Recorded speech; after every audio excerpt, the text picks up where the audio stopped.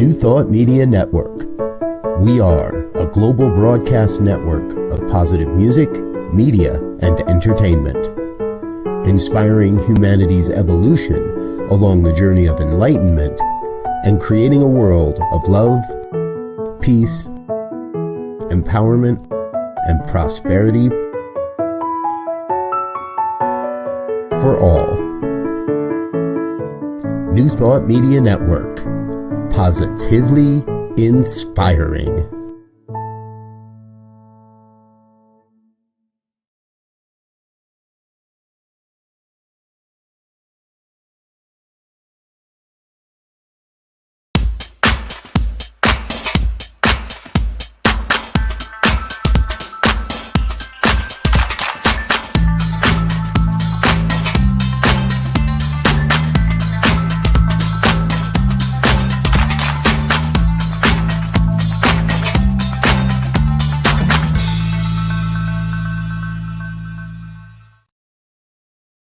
Why, hello there. It's me. Yes, me, Bonnie Gonzalez, your doula for grief.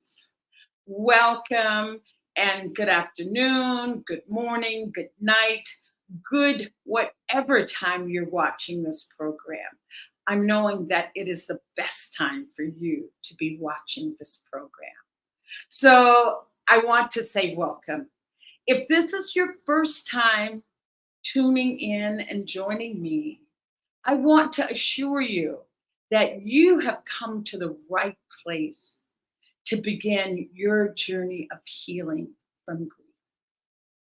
I want you to know that. And if you are a returning guest, I say welcome again, and that I am so honored that we've established that type of a relationship, that you trust me to come back and to tune in again.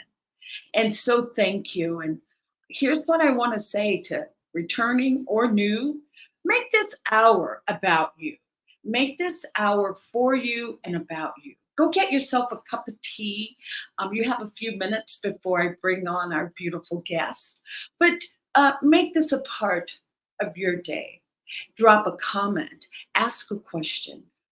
I would love to know that you're out there listening or watching, and that you do have questions or comments. So thank you. So that's the welcome piece that's complete. And now just a little bit about me. Again, my name is still Bonnie Gonzalez, and I am a grief coach. I'm a registered nurse. I'm a religious science practitioner, and I'm also a licensed soul collage facilitator.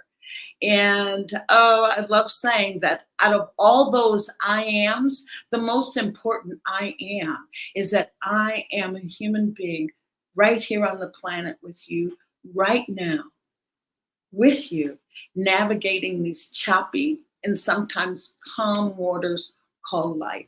So thank you for being here.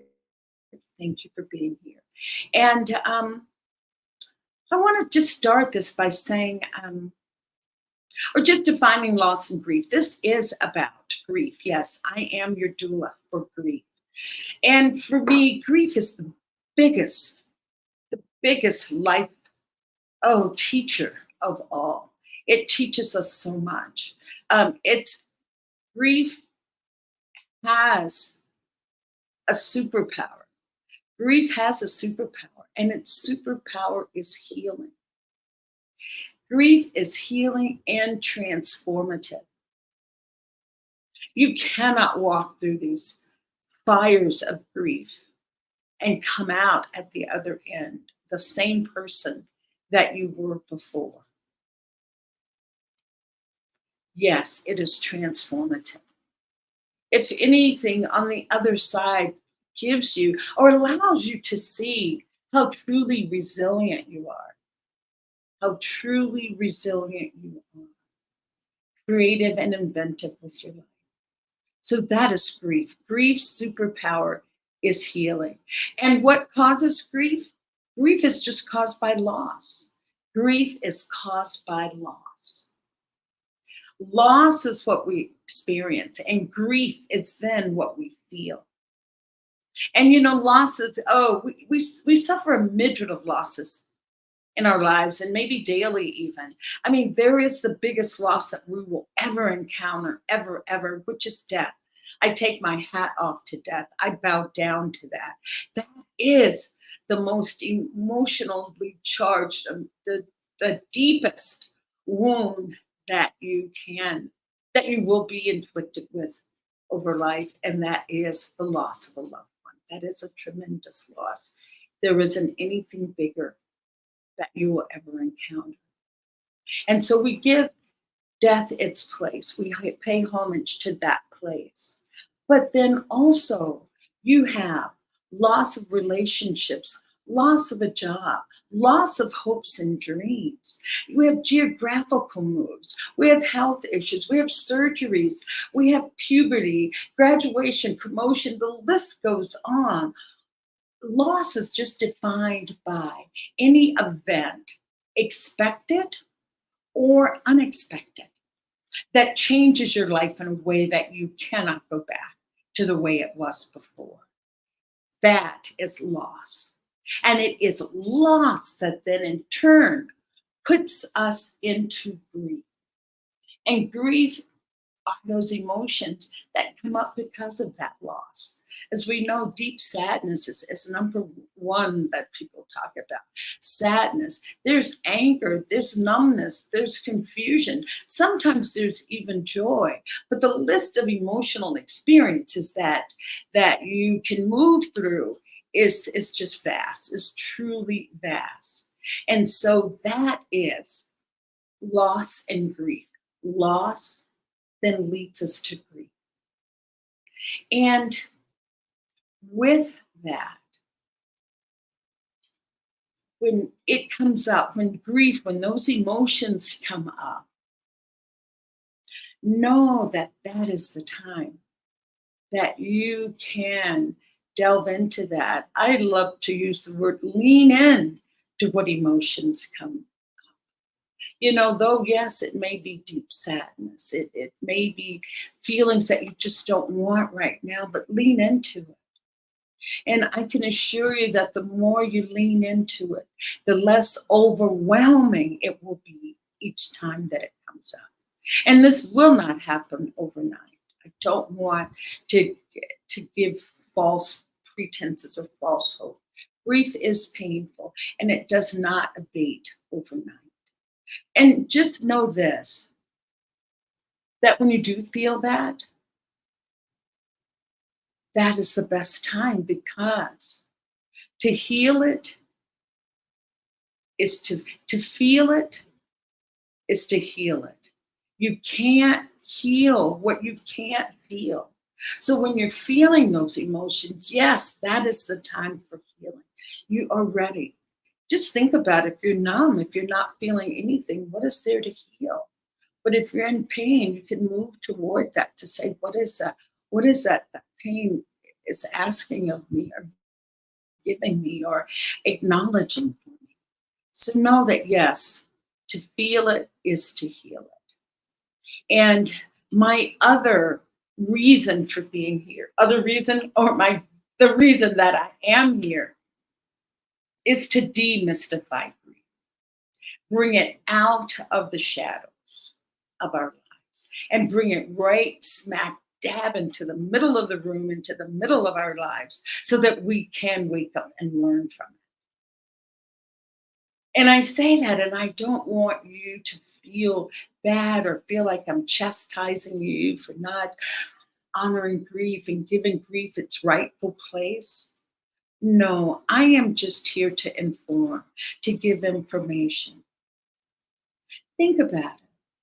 Who taught you to grieve? Who taught you to grieve? Who sat down with you and explained to you about grief? You know, I grew up in a Southern Baptist household, and I got taught how to behave in church, how to behave in Sunday school. You know, in school, learn how to play with others on the playground and being in a classroom. But this thing called life is a classroom, and we don't always get lessons. We don't always get the subject of grief covered. So know that we're navigating this together, informing you, informing each other. And I love so much what Maya Angelou has to say, that when we know better, we do better. When we know better, we do better. So we're learning more about grief and doing better with grief and holding each other. Holding each other's, I think it's Ram Dass says we're just walking each other home. We're walking together on this path called life and learning as we go along. So I wanted to say that, to the move into our theme today. And our theme today is living into a life of no regrets. Living into a life of no regret. And I have just a beautiful, exquisitely lovely guest today, well versed, so knowledgeable in so many areas of life. And she is going to join me for this wonderful subject that I personally have moved through. And I guess, you know what, let me take that back. Not just I think we all want to live a life of no regret. That is our desire and hope and dream. So I have a beautiful guest today, and her name, and just a beautiful name even, Savvy Jones. And Savvy Soldier, the Hope Coach, H.O.P.E, yes, the Hope Coach, is a registered nurse with over 39 years of experience. And she left her nursing job to pursue her passion of helping other individuals self-discover and pursue a life filled with hope and purpose. Founder and CEO of Savvy Boss Solutions. Savvy is a certified life career coach. Savvy is a certified life coach and career transition dream life clarity coach, offering services to help other people excel. That's her acronym, HOPE, help other people excel. Her supportive coaching structure is integrated with a debt-free, Black-owned fintech platform and 4 affiliate programs that focus on economically empowering emerging entrepreneurial baby boomers and late boomers to create residual income that establishes legacy and multi-generational wealth prior to retiring. Ooh, sounds like you get a benefit from that one. She is also a co-facilitator for Jumpstart Your Sojourn, a 5-day wellness retreat for women 55 and older, or those that are under 55, something to aspire to, and which is held annually in Jalisco, Mexico. And so then lastly, Savvy is a published writer and offering writing workshops and speaker sabbaticals through her Go Speak Right Now Reprise program. So help me welcome our beloved, our dear Savvy Jones to the program. Thank you, Savvy. How are you? Muy bien, muy bien. I am well. Thank you for having me here. Thank you for Oh, having me here. oh, I'm the one that's thankful and feeling honored to have you here. And Savvy, I'll just set the kind of stage for our dialogue here. Sure. Savvy and I met Savvy not too long ago, a few months ago here in Chapala, Mexico. We both are expats, transplants from the US down here to Mexico. And, you know, as exciting as it sounds to be I think there's a word called, global, I'm going to say global gypsy, and I hope that's not politically incorrect. But No, digital nomad. That's the word I was looking Oh, okay. I was going to for. say, when you said gypsy, I used to tell people that I was a runaway gypsy. So I see myself more of a refugee than I do an expat from the No, U.S. well, then it's all your fault that the word gypsy came to mind for me because I use digital nomad. But with all that, it sounds exotic and wonderful. But like anything that's exotic and wonderful, there are periods that weren't always exciting and wonderful. And I just wanted maybe for you to share with us your journey or decision making in about leaving a home that you knew everybody, you had your routine, you even knew who you were in that environment.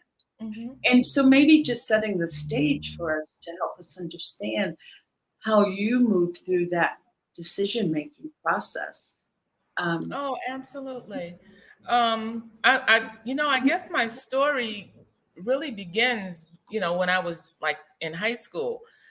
Every spring, I just always had a desire to leave. I just wanted to go. I just wanted to go, but I had responsibilities. I wasn't in a position to take off, so I went with the flow of what we had been taught. Go to school, get good grades, go to college, get good grades, find the love of your life, get married, have kids, find a good job. I I kind of fell into that. That's all I knew, but I always knew that there was more. So I grew up in a household with a mom and dad. My dad was an evangelist. My mother was a stay-at-home mom wow. until it came time for me to graduate from high school. And then we both were in college together pursuing a nursing career. My mother told me that at five, I told her, Mommy, I want to be a nurse. And so there's always been that desire to help others. Like I said, I'm the oldest of 9 kids. I had 5 brothers and 3 sisters. I have 5 brothers and 3 sisters. They are all still alive and well. My mom and dad have gone on to a better place. They left the earth in 2015, and they left within 3 months of each other. And Wow. so at that point, I became what my brothers and sisters call the matriarch now of our Yes. of our family. But after Mhm. going to college, I had an opportunity to take a job working for the government in Kalamazoo, Michigan. And all through nursing school, I had always said that if I ever got an opportunity to go and work for the government, I didn't care if it was in Timbuktu, I was going to do it. And at the time, I didn't know that Timbuktu really existed. Ah, But I ended be up careful taking what you a pray job. for. Be praying. Right. So I ended up going to Kalamazoo, working for a psychiatric hospital there. I entered in as a clinical nurse. Within 3 months, they promoted me to a manager, and within a couple of years, I was the what they call nurse educator or staff developer, because the laws had kind of changed and they wanted nurses teaching nurses. Yes, yes. And as other individuals retired and took their pensions, I ended up being the director of staff development for that hospital. Wow. And it was a good job. It had was able to pay my mortgage, was able to take care of my kids, and all that comes with being an adult. But there was always this desire for more, and to Mhm. just travel and do other things. And so when the opportunity came, I took it. Wow. So it wasn't a difficult decision. You didn't toy with it. Like, should I go? And where did you, when you said when the opportunity, what opportunity presented itself? Well, okay, so ever since I was little, I was very fond of the Mexican culture. I thought they were Oh, funny. okay. They had a sense of humor. I've always loved Mexican food. I mean, Oh, I think I enjoy just about any food that doesn't get off and run off the plate. I'll try it. that I was had been to Mexico with a friend on a business trip, and it was in Puerto Vallarta. And I just said, "Oh, I'm finally here in Mexico. I really believe that I could live here. This is just wonderful." did not speak the language, but that wasn't a barrier for me Right. because in growing up, I always wanted to learn two other languages, sign language and Spanish. But because I was a workaholic, I never took the time out to go to school and learn it. So in church, our pastor always said the best way to learn a foreign language is immersion. And so I said, well, I guess I got to get to Mexico. And so when the opportunity came, I'm telling you, I bought a one-way ticket in business class because I was coming to take care of business. Oh my Um, goodness, Abby, that's yeah, sweet. yeah. So at that time, I had been watching a YouTube video by a woman by the name of Beverly, and her YouTube was called Miles and Coffee, and she was talking about Miles and Miles and Coffee. coffee.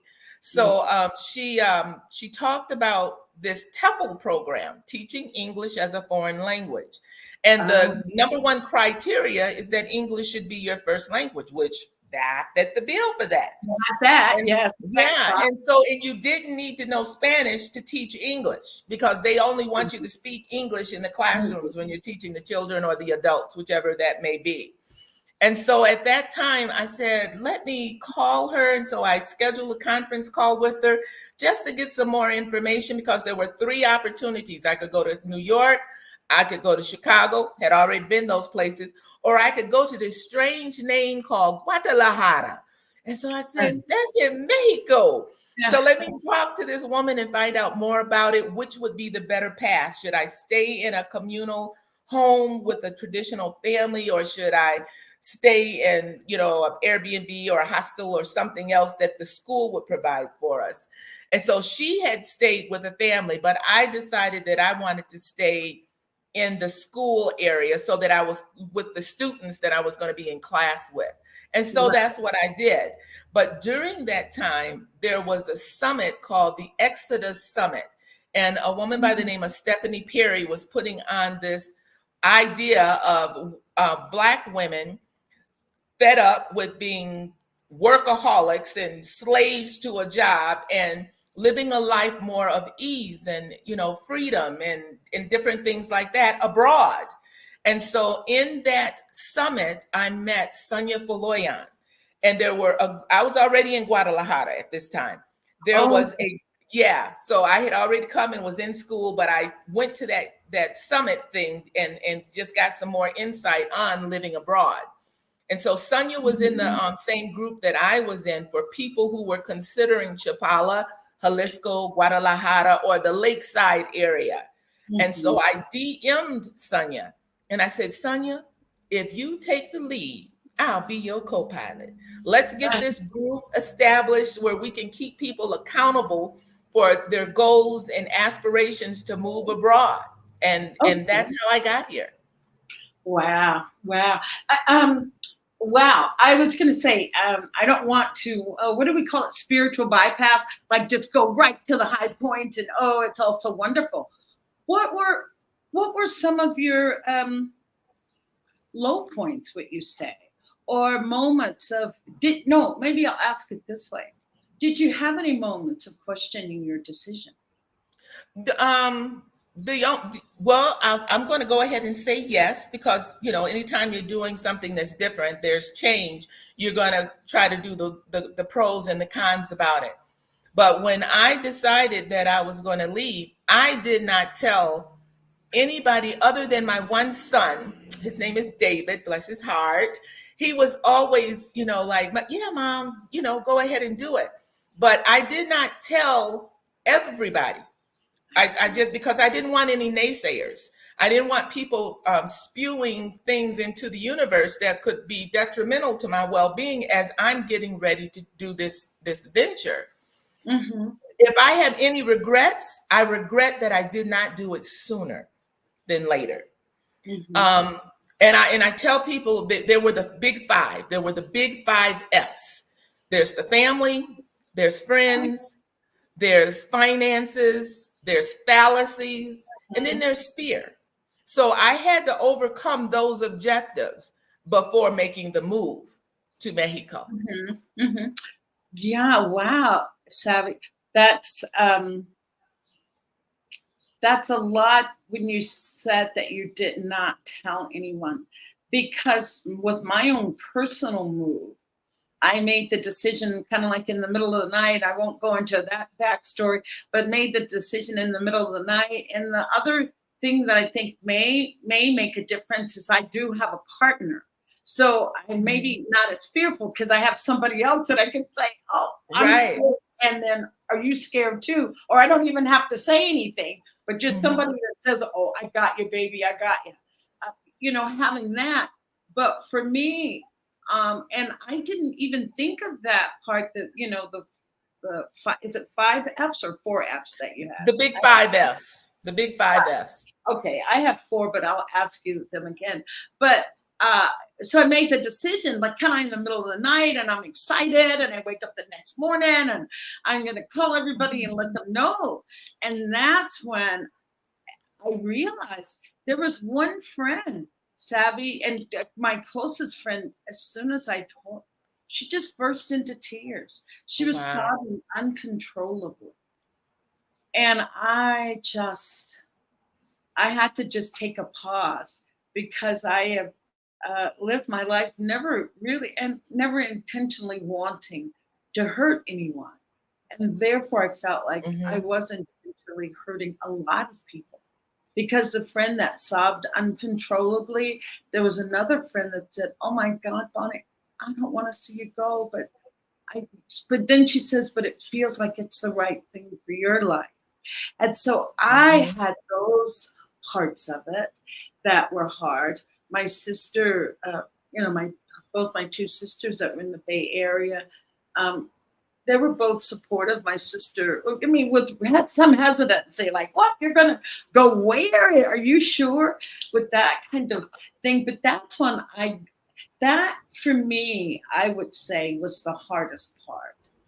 Was realizing that I was intentionally, maybe not intentionally, but unintentionally, through my actions and desire for my life, causing pain for others. And that was a growth mode. That's a growth period. Someone said, I would say like, oh, I don't want to hurt their feelings. And someone would say, why are their feelings more important than your feelings? Yeah, that's true. True to yourself. And even getting back to that living into a life of no regret, it is about being true to you. Exactly. So you felt that it made it easier by not telling them? Absolutely. Absolutely. Again, I believe that death and life is in the power of the tongue. And so for those naysayers, the first thing that comes up is a fallacy. Well, what about the cartels? And I said, well, yeah, they're real individuals, but they don't want a 60-year-old woman.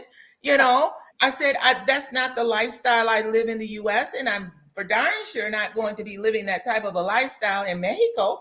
And then I would ask them the question with the follow-up question. I said, well, what about Jimmy Hoffa? We still don't know where he is. I mean, somebody does. But, and he was in the good old U.S. today.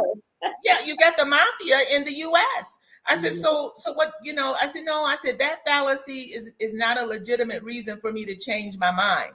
And then, of course, I have a friend. You mentioned you had a friend. I have a friend right now who is still struggling with me living in Mexico. And I have to tell her, I say all the time, I said, look, this is my home now. I said, I am going to be coming back to the U.S. to visit you guys, but this is my home. And the first thing she says, you are American. And I'm like, yes, I am, but I have a residency here in Mexico. And if I don't want to come back for 4 years to the U.S., I don't have to. Yes. So is there any other, well, you said your only regret was not having done it sooner. Speak to that for a minute. Okay, because my mother loved to travel, and she would love Mexico.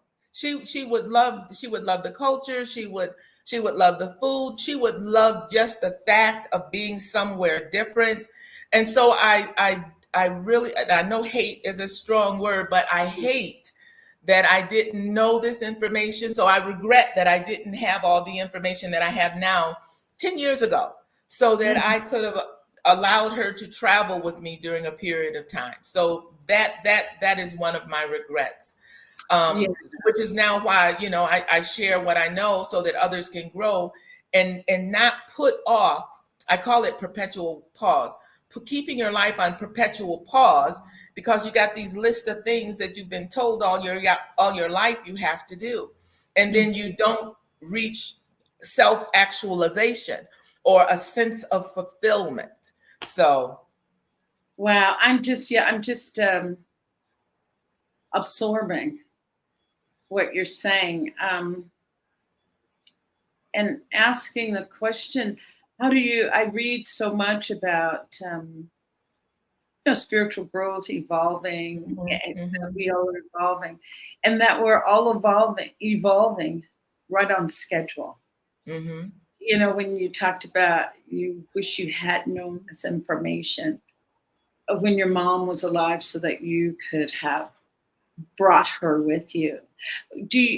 So how do you feel around that? What would you do to appease that? Or somebody else that may be feeling the very same thing that you're feeling around that, wishing they had done something sooner, earlier than they had. Well, just the fact that, some people use this has been out for a little while where they says, do you, boo? So I tell people, do things that make you happy. Do things that bring you joy. If you are someone that's working in a toxic environment, you need to reach out maybe to a therapist, or someone like us, a life coach. That's what yes.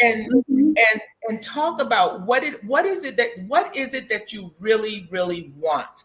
I believe oh gosh, his name escapes me right now, but there was a gentleman that he told people, he would ask the question, what is it that you want?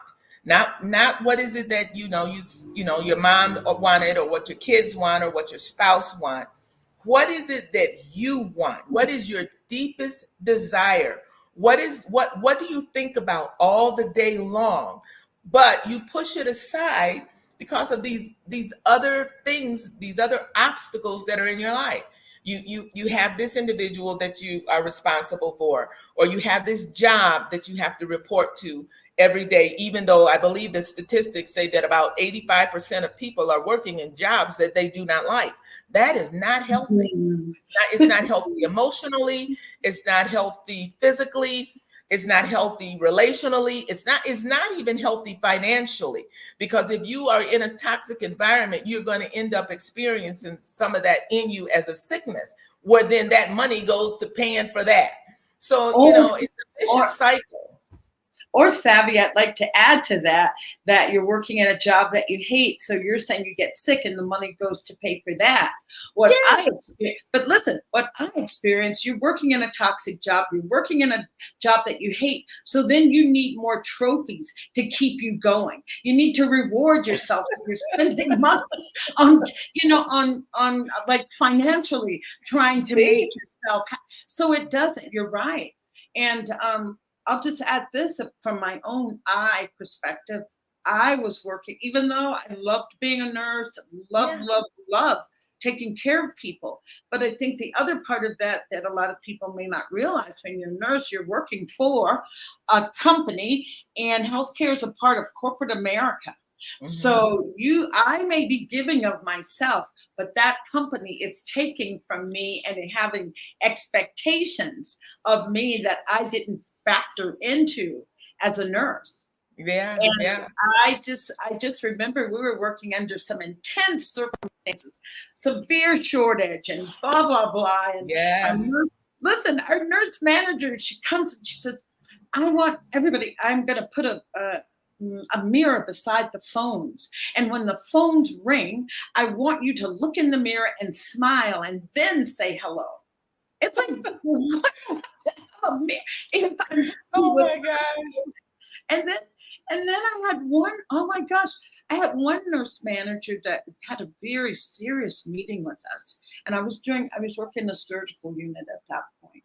And she says, now when the young men come and having surgery, I want you to give them the best care. I want you to just give them, top notch, everything, totally 100% focus. And so, everybody had the look on their face like, what? And she says, yes, because those are the patients we want to attract, young men, because they don't use the healthcare system. And that's a truth. They're not going to be sick. Wow. So I asked the question. I said, well, if they're 80, well, should we slap them around, mistreat them, get them to drop their Wow. insurance plan? But I'm just saying that healthcare, being a nurse, it's a very noble profession. I would not have done anything else. But working in that corporate America structure is Oh, what yeah. took the wind out of my sails. And so Yes. I found myself dreading every morning getting up to go to that job. And one morning I was driving and I thought, Bonnie, if you keep it up with this attitude of I hate this job, I don't want to go, something's going to happen.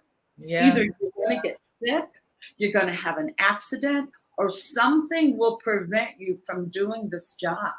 Yeah. So why don't you go on your own terms? Why don't you bow out gracefully? So I know what you're saying when you're talking about that, but not everybody. Some people are so savvy in survival mode. That's it. That That's it. culture keeps you in survival mode. Then you don't have that even time, the wherewithal, the bandwidth to even ask, what do I want? Yeah, that's so true. So I think you bring a very, very valid point with that. And in saying that too, if some, because I usually close my show with that very same tagline there, Savvy stole I'll still use it. I use it every time. I say that. Go and look in the mirror and ask yourself, what do I want? And it only takes a second to do that. And if you can start getting to that, asking yourself, what do you want? Then that's when you can determine what it is that you want and how can you get it. Or do I need help, like with a therapist or coach, counseling, group support to get there. So with saying that, with acknowledging that aspect of being able to be in touch with ourselves. Do you still ask yourself that question now, Savvy? Did you ask yourself that question when you even got to Mexico? Oh, absolutely. There's what do I want? And then there's what's next. That I'm here.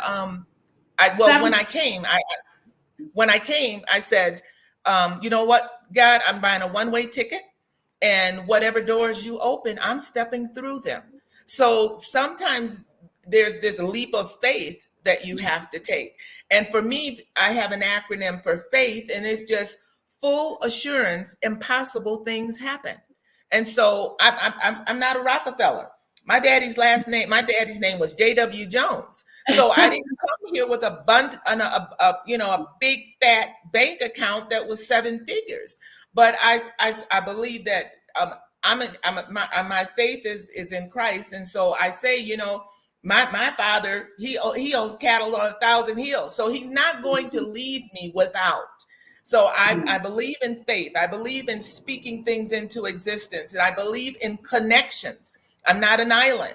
I need to connect with people like Bobby Gonzalez and Sonia Baloyan and Sunshine Johnson and Stephanie Perry and whoever else God allows to come into my life.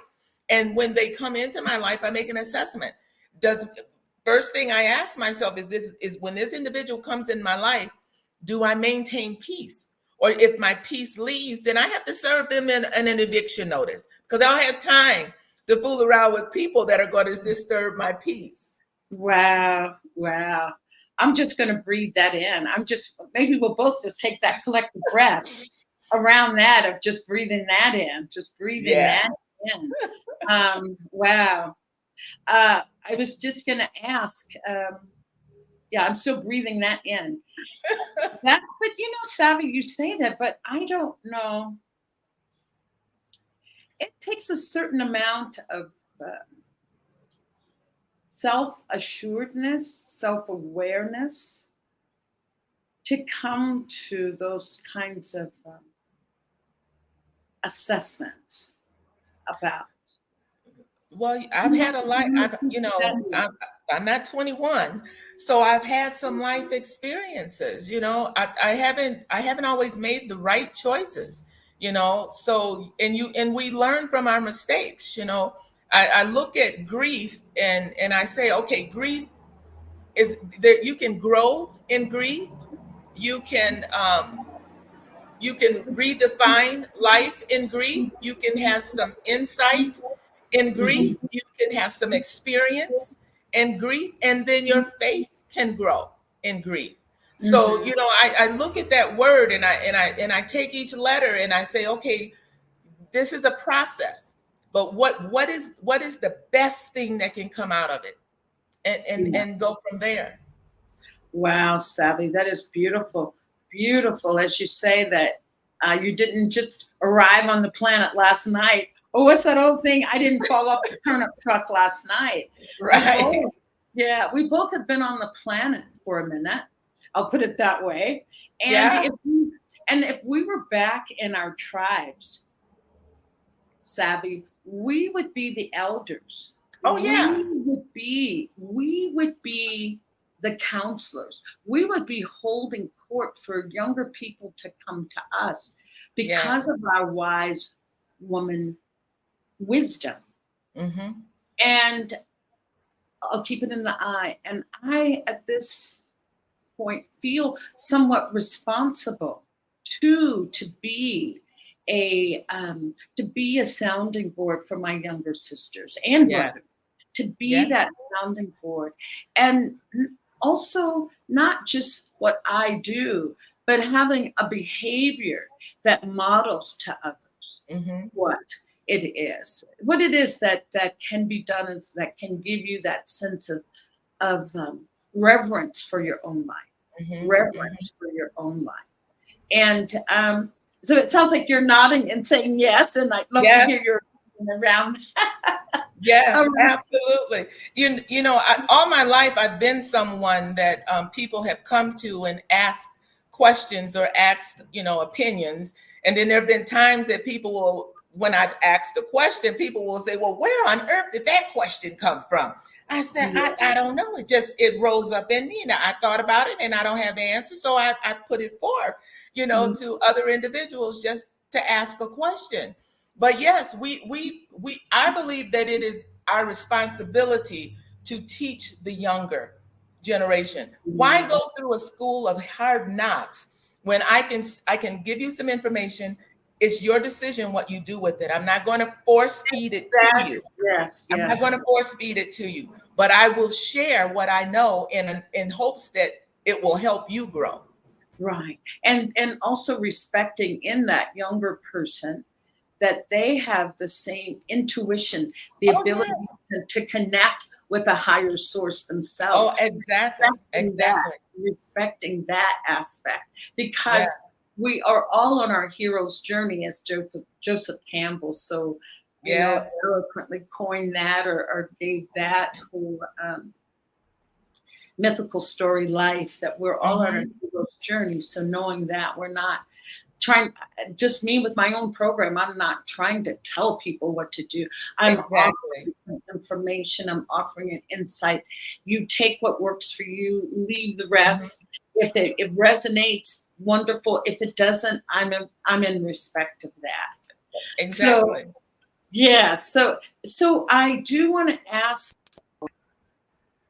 because you were talking about having your own moments of self-doubt, and maybe you answered it already, and we'll just circle back to it, that when you are in doubt, what is your way that moves you out of that, Prayer, addresses prayer and meditation. And like I said, asking someone smarter than me, you know, um, because, I don't have all the answers, but I just prayer and meditation, and then it? talking with individuals Yeah. to give maybe an outside perspective. Because, we only know so much. There's stuff that we know that we don't know we know. And then there's the things that we do know. And Yeah. so when I'm struggling with something, I will go in quiet. I'll journal, I will pray, I will meditate, I will search out the scriptures to see if I can find something there. And then I talk to other individuals and ask them, I'm struggling with this and I want to share this with you. And I just want your perspective. It may be something I accept and it may be something I don't accept, or it could be something that they say that triggers an answer for me. So I love how the universe works in that way. Right. And that's beautiful, Savvy. And I hear a lot of spirituality and a lot of spiritual principles, but we'll come back to that. We'll come back to that. I'm trying to think, should we come back to that or just address it? Having a strong spiritual practice has been, what you say, a tool for you. Oh, absolutely. Absolutely. Yes. Sometimes, because I was a workaholic, I did say that a couple of times. There were times that I wouldn't get my answers until I went to sleep, and it would come to me in a dream. Yes. Oh, love you. So stop. You're going to make me lose my train of thought. So how would you, because we're both coaches, how would you, if you have a client that comes to you that has these issues of not knowing what they want, indecisiveness, disconnection, loneliness, but does not have a spiritual practice, how do you work with that person? What do you say? Work with them where they are. So I ask a lot. I believe that we all have answers within us, but sometimes we just need somebody to pull it out of us. Because like I said, I don't have all the answers, but I can ask insightful questions. I can ask difficult questions that you're going to have to think about. You may not be able to give me the answer at that time or answer for yourself at that time, but at least I put it out there, and it's going to be in the recesses of your mind, working and stirring. So I ask questions. I ask open-ended questions. Yes. And I too feel that working with people that don't have a spiritual practice, sometimes that's an even bigger opportunity. Yeah, absolutely. Because bringing it back to them, to just really tapping into them, to say just what you said. You have the questions, and inside of you, you have the answer. You are a powerful being, bringing that energy, focus back to them, that you're powerful. You have the answers inside of you.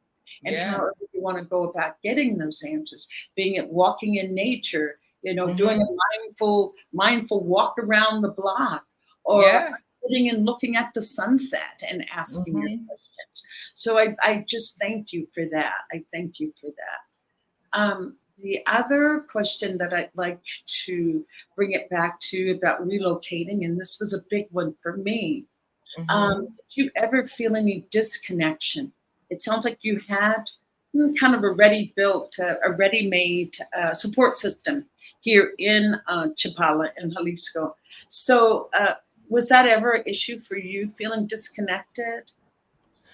I don't think so. I'm a pretty personable person. And, my mother, when I was young, when we would go places, I just talk to people, and people would come up to me and talk to me. And when the person would walk away, she would say, "Who is that?" I said, "I don't know. I just met him, Mama." She said, "Well, you talk like you've known him forever." I said, "No, that's So I always say I never meet a stranger. That's so true. Someone you don't know yet. That's all. Someone. Yeah. So it's people are curious. So I've got a lot of people who approach me, and they'll ask me, where am I from, and different things like that. And I in turn want to know where they're from. So there's never ever been a real disconnect from the US. I mean, we've got Facebook, for heaven's sakes. We've got iPhones that we can FaceTime people. And I started a YouTube channel. And that's actually how my family found out that I had left the country. Savvy. There's no judgment here, but I'm just saying, savvy, chica Mila. But anyway, no judgment. And I remember the day that my daughter called and she says, Mama, where are you? And I said, I'm in Mexico. What are you doing there? I said, I'm living here. She said, well, you didn't tell any. I said, no. I said, nope, I didn't. But now you know. Now you know. what is that? A girl has to do what a girl's got to do what a girl's got to do, and a girl did what she had to do, and exactly. that's beautiful. That's beautiful. Well, my initial move from the U.S. was to Europe, so that was a big 8-hour time difference. That was a big shift, but I wasn't alone. You know, my daughter lives in Ireland, so we were living with my daughter and her husband. So therefore, I felt connection there. And Tito and I, my husband, we're just social people, so it wasn't a matter of seconds before we had a little bit of a laundry list of friends. Yeah. But then when I came to Mexico, we had come back to California for a few months. Then to Mexico, for me, this was more. I'm never really intimidated, but I'll use the word. I won't use intimidated. It was more concerning. It was more concerning for me when I moved here that I don't have a community of friends, because I wasn't coming with my daughter who had family, friends, whatever. We were coming on our own. So I bought a little tablet, and I'm like you, Savvy. There's not anybody I don't know. We just haven't gotten to talk and know each other better. Right. But what I would do is I just fill that little notebook in no time flat. I would start talking to someone and they were friendly, and I would say, I'm new here. Do you mind if I have your number in case I need to call and ask for this? Mm-hmm. Before you know it, I think we were here maybe 2 months, and we had a little dinner party, and someone came and said, oh my God, how did you meet so many people in such a short time? I lived here for 3 years and I don't know this many people. So I think you're right.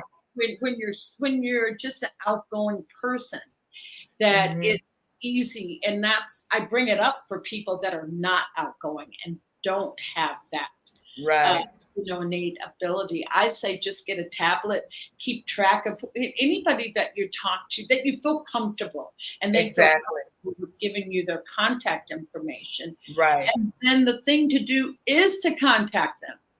Exactly. Even say, where is the post office? I can't. Something that bills, you do have to take responsibility. Right. Bell Hooks says it best, and it's talking about grief, that we can't heal in isolation. Oh, that's so true.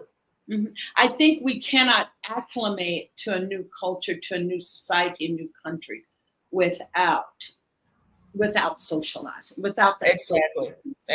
Which is what I love about Chapala, because Sonia had already come down before I moved to from Guadalajara to Chapala. And so during our communication via the phone and the internet, she was constantly saying, I can't wait till you meet so-and-so. I can't wait till you meet so-and-so. And we have a very sociable group of individuals here. So, I mean, I love when you getting ready to have a party. I say, okay, I'm going to Bonnie's, because it's just the things that we do here. I have a male companion who can't wait to get down here, because I've been telling him about the lifestyle down here. So he's like, well, okay, so when I come, can I get residency? Do I have to give up my citizenship? Can I sell my house and buy? I said, well, hold on. Come down and visit first. But because, of everything that I've been sharing, the individuals, they want to check it out. They want to check it out. Yeah, everybody wants to come and see what it's all about. Oh my goodness, Savvy, we are at time. Can you believe this? We are at time. Goodness. I wanted to give you some time, just trying to see, for you to talk about your newest venture here in San Nicolas, Jalisco, Mexico. Absolutely. So let us know what you're doing there and how they can come see both of us at the same time. Absolutely. So myself and 2 other business partners, Sonia Faloyan and Sunshine Johnson, have established a bed and breakfast in San Nicolas de Ibarra. which is only about 10 minutes away from Chapala, if that long, if it even takes us that long. And the way we came about it is that we knew that we were going to be here. We have planted roots here. And we have always wanted to establish something where if things go off in the US that are not very comfortable, we wanted our family to be able to have a place to come and be safe. So that was our first intention with the Casa Verde, as we finally call it. It's a huge 4-bedroom, 3-story building that we have now turned into a bed and breakfast. We said, well, they're not going to be here 100% of the time. We might as well make some money out of it. So we are the first Black female-owned hospitality establishment in the state of Jalisco. And we had our grand opening on March 8th, which was International Women's Day. Everything was significant for that. So it's not a place where you come if you want to party. Now there are activities that you can get involved in, but it's more of a pastoral environment. It's a place for like writers and artists and individuals who want to break away from the hustle and bustle of a noisy city. So we say it's a soft landing on the road less traveled. So this morning, my wake up call, my alarm clock, it was a rooster. Oh, and Joey, if you could put up Savvy's contact information, especially for the I want to keep saying Airbnb, but for the bed and breakfast Sojourner del Lago.com. Yes. And then see our coach Savvy, Donna J, myecon.net. Yes. So that will get you to our beautiful sister here. Thank you so very much. And if you would like to just have a final word about making that big leap of relocating and putting the fear behind, if you want just a few minutes for that, please. Oh, absolutely. It's not anything that you have to do alone. As I said, reaching out to us, for us who are already here, boots on the ground, we've established communities here. Just visit. I mean, it's not like you're signing your name in stone and you can't, go someplace else.